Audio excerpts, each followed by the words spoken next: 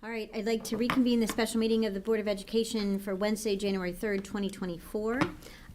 Today, we just have a work session on the fiscal year 2025 budget. So, Ms. McCourt.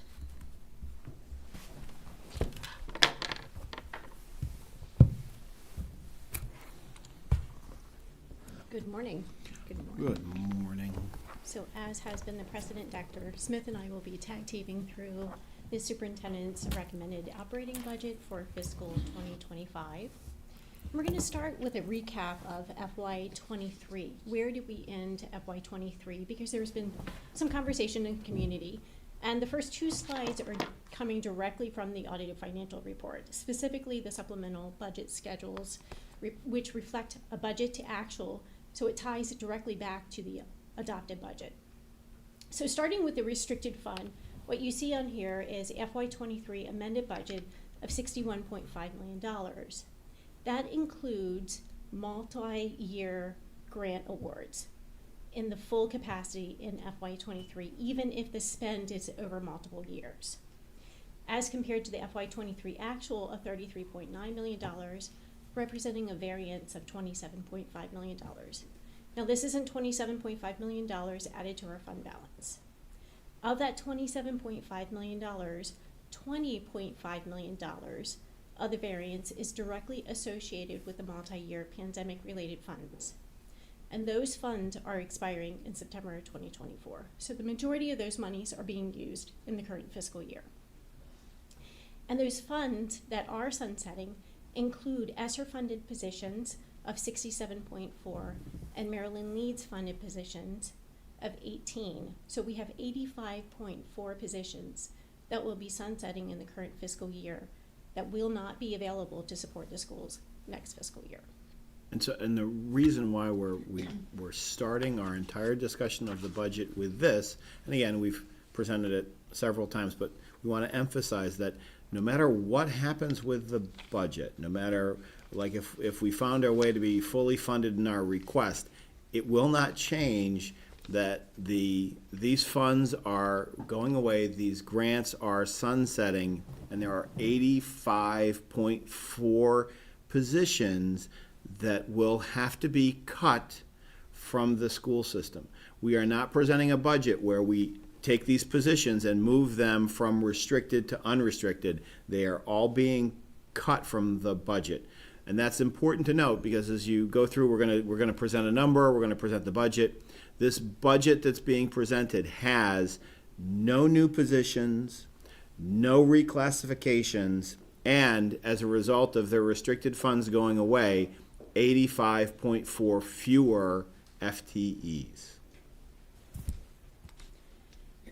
And then when we go over and look at the unrestricted fund side of the budget, which is the entire conversation for today, for FY23, our budget actual, we had an amended budget of $254.4 million, actual spend of $248.9 million, or positive budgetary variance of $5.5 million.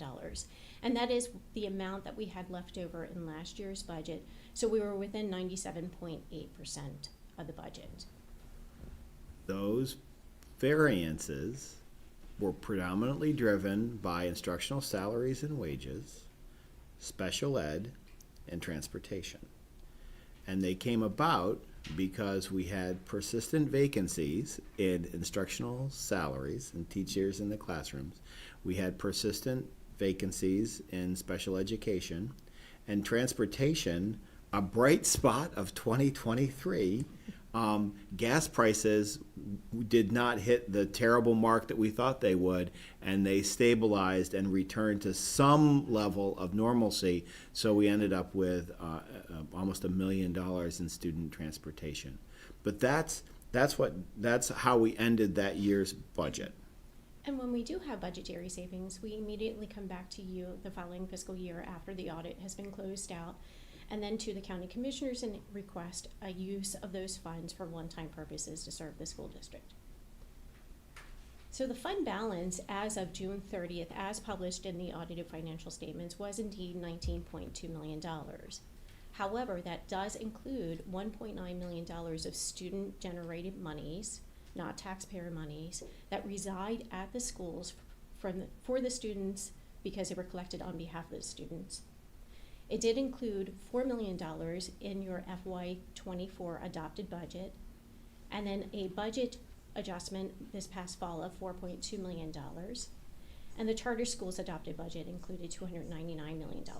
So once you subtract all of those items out, we have a balance of $8.6 million as of the end of December.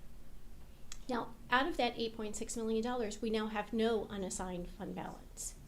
We do have a prepaid amount of $3,000, purchase orders for items that were received, yet not yet paid of $272,000, healthcare call amount set aside of $6.6 million, $225,000 set aside for wellness, the charter schools fund balance of $512,000, and $500,000 each for fuel and snow emergency.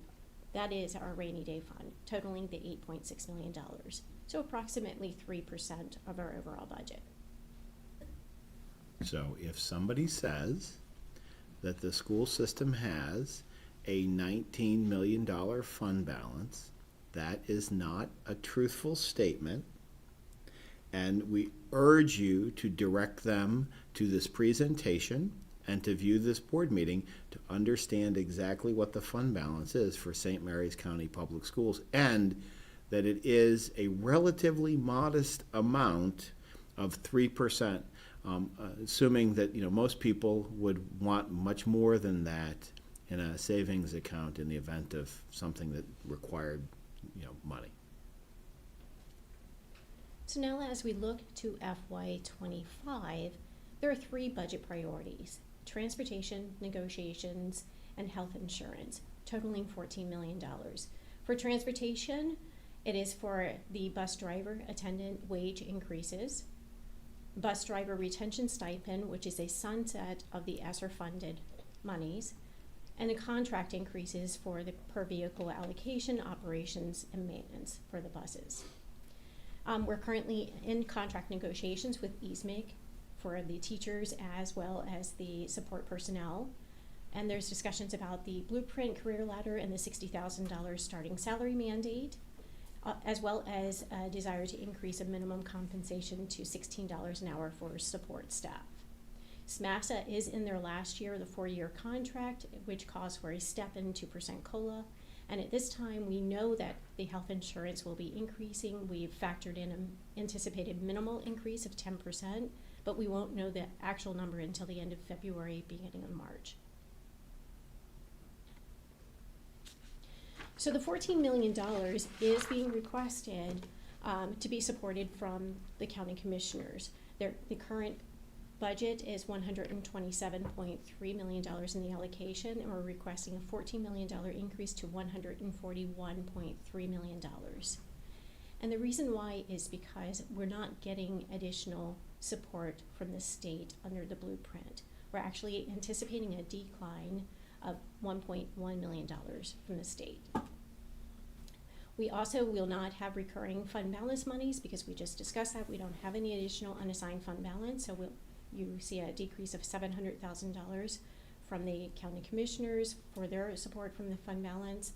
For the school district, $4 million decrease, a slight increase for the Chesapeake Public Charter School of $213,000, and a slight increase from federal of $196,000.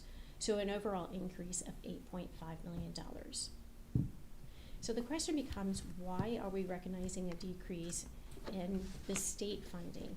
And it is because we have a declining enrollment, a decline in the farms applicants, and a decrease in the per pupil allocation for the transitional supplemental instruction, as well as the Blueprint Transition Grant, and those are per statute. And all of that is compounded by an increase in accounting wealth. And we've already discussed the decrease of 146 students. That is the equivalent of 1 student per grade per school. So therefore, no tangible offsetting decrease in expenditures. And we won't have the actual state aid numbers. These are my best guess projections at this time. The estimated date for the state aid numbers is mid-January, after the release of the governor's budget. So when we're looking at the unrestricted budget, the proposal is a 3% increase of $8.5 million, or $289.1 million in total. And as you can see on the screen, the largest increases are indeed in the areas of the 3 priority areas. And that is instructional salaries and wages with an increase of $4.5 million, student transportation with an increase of $2.4 million, and fixed charges with an increase of $5.2 million. But now we'll go through each of these individual categories. So looking at administration category, there is a requested increase of $159,814, or a 3.5% increase. And that's predominantly to address funding for negotiations. In the mid-level administration category, there's an increase request of $182,304, or 2.8% increase. Again, the theme is funding for negotiations. Instructional salaries and wages, there is a large increase here to support funding for negotiations of $4.5 million, or a 4.7% increase. Textbooks and instructional supplies actually represents a decrease of $2.7 million, or a 47% decrease, and that is because in the current fiscal year's budget there was an allocation of fund balance, one-time support for textbook adoptions and computer refresh. Other instructional costs also represents a decrease of $248,000, or 8.2% decrease. We do have a slight increase for the contracted athletic trainer rate. However, that is offset by one-time fund balance that was used in the FY24 budget to support a variety of items. We're also reflecting our decrease in assessment contract, repair of materials, contracted temp agency, and instructional equipment. For special education, there's a $1 million increase, or 4.4% increase, to support funding for negotiations. Student personnel services, a $185,000 increase, or 11.1% increase, to support funding for negotiations. Student health services, $59,000 increase, or 1.9%, to support funding for negotiations. Student transportation, a $2.4 million increase, or 10.3%, to support funding for negotiations, an hourly contracted driver attendant rate increase, maintenance fee increase, healthcare trust contribution increase, contracted bus PVA increase, as well as contracted bus driver retention that was previously ESSER funded. For operation of plant, a $1 million decrease, or a 4.3% decrease. There is funding to support negotiations. However, there are no vehicle replacements planned, nor an allocation of fund balance that was allocated in FY24 for classroom furniture and security enhancements. For maintenance of plant, there's a decrease recommended of $579,000, or 9.1% decrease. There is funding for negotiations included, as well as an offsetting decrease for contracted painting and building repairs. For fixed charges, there's a $5.2 million increase, or 8.1%, to support Social Security associated with negotiations, pension increase, and a health insurance minimal increase of 10%, as well as general liability and workers' compensation insurance. And capital outlay, there is a $1.1 million decrease, or 48.3% decrease. Funding for negotiations is included, however, it's offset by a budget reduction for non-recurring items for the security vestibules, as well as the Brightly project management asset software that was included in the current fiscal year. So I very quickly went through all of the categories, but there will be plenty of time for many questions next week at the January 11th budget work session. Then we'll have on January 17th, the Board of Education public hearing, followed by an additional budget work session, as well as direction from the Board of Education on the budget on January 24th, and then January 31st, your approval of the recommended budget to be sent over to the county commissioners for consideration as part of their budget development process. Any additional comments, Dr. Smith? Just so on January 11th, we're going to do the line-by-line review by category, objectives to really talk about what's in each individual portion of the budget. It is indeed, this is a fairly easy budget to present. There's nothing new in it.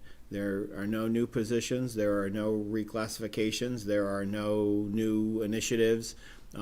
This is indeed a lights-on budget, in that what we're requesting, transportation, that is an investment that we have to make because it is an absolute essential, and our drivers and the contractors who employ them do an incredible service for our kids. We certainly have to maintain our fantastic benefits package, which includes a very competitive and appropriate health care option, and that we've been able to really keep costs contained, but they are escalating over time, and so we do believe that there's going to be a 10%. And then the last is compensation for staff. We have the lowest paid teacher starting salary in the tri-county area, certainly, but certainly when we look into larger counties, much more so. And all of the staff who support the incredible work of our classroom teachers, we have to be competitive with those as well. That's why we are in negotiations, and that is an imperative part of our school system. We are people. This is the well over 85% of all of our revenue goes directly towards salary and benefits and the overall compensation package for our staff. So it's an easy budget to present. I think it's going to be a very easy budget to defend. The challenge is that the state of Maryland and the much heralded blueprint for Maryland's future is not netting any additional revenue for St. Mary's County for next year. And as a result of that, where we usually would have seen $7, $8, $9 million from the state, them providing nothing, in fact, perhaps a reduction, then puts everything on the county commissioners' shoulders. It all falls to local government then to carry that 3% increase that we need to move the system forward. We have certainly done due diligence in meeting with representatives from the state and from the AIB and elected officials, so they understand that the blueprint and the funding formulas disadvantage the more rural counties of the state of Maryland. The money goes to the center of the state, and the far-flung counties are then cast in a role to then go to their commissioner group to ask for support. And that's exactly what we're doing. We recognize, and we certainly heard the commissioners speak of flattening of revenue. That being said, we've certainly modified our request to not incorporate any of these sunsetting grant-funded positions as was originally hoped. The money was originally provided with the understanding that more money would come afterwards, and these positions would then be moved from unrestricted to the restricted side of the budget. But we certainly don't have the capacity to do that. We have a $14 million request going over just to really keep the lights on and hopefully keep the teachers in the classroom and the people who support them showing up to work every single day.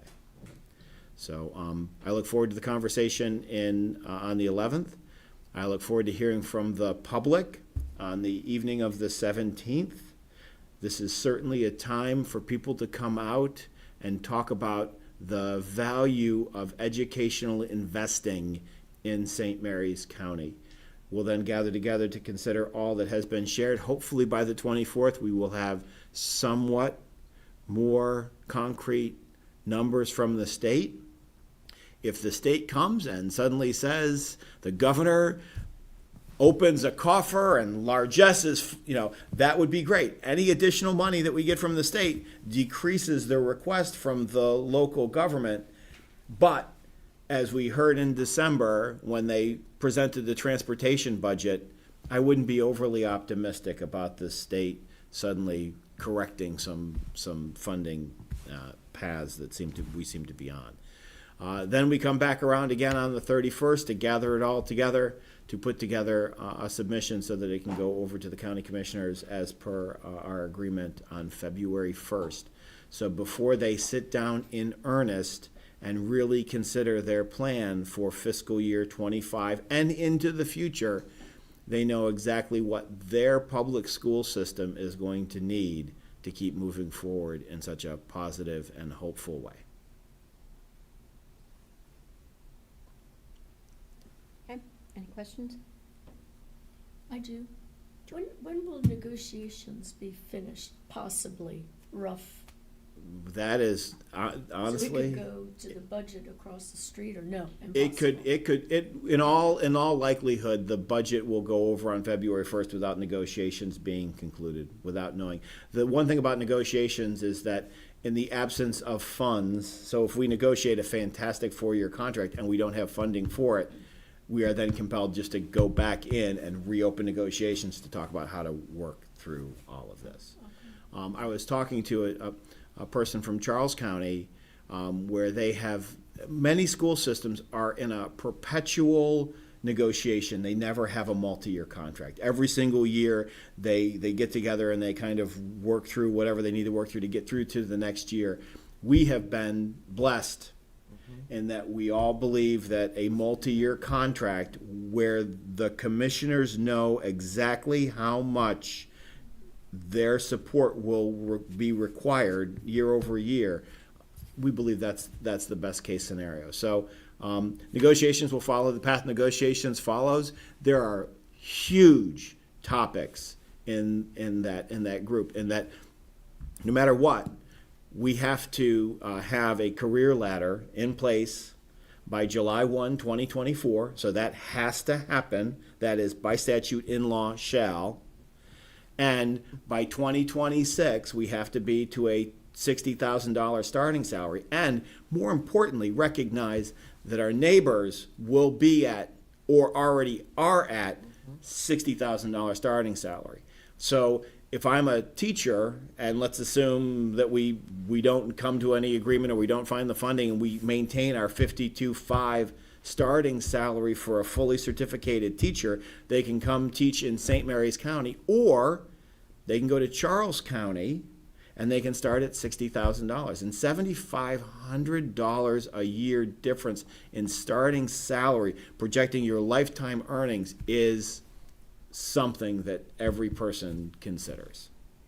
If you're a great school system and people love working for you, they might look a little at the salary, but when you're talking about a 15 or 20% difference from one county to the next, that is going to make some real decisions. So, negotiations, it's a truly artful thing, and we have our president of ESMIC, Miss Sarah Penrod, is here, and it's a great process. It really is a great process. I know in a lot of systems it's very contentious and whatever, but we're getting in a room and we always make decisions that are, number one, best for our kids. Every decision that's made in negotiations and everywhere throughout the system is it good for kids, number one. And then the second part is it good for the people who are doing good work for our kids? Because if you take care of your kids and you take care of the people who take care of your kids, you got a great school system, period. And however long it takes to get to an agreement that really honors the work that people do and respects them and gives us the tools to recruit, retain, and then ultimately promote and grow our staff is the goal. So I'm hopeful that before we get too far into 2024, we can come to some consensus, and then we can really talk publicly about what we're trying to do on behalf of our staff.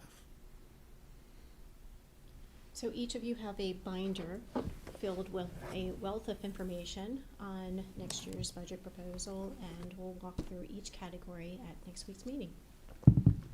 And to the larger public, we also have the recommended book And that will be out on our website today. will be out on the website today. And as we do every single year, it mirrors previous years, so you can look year over year. All the information is there.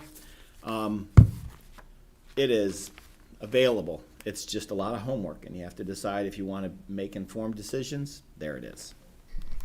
Love it.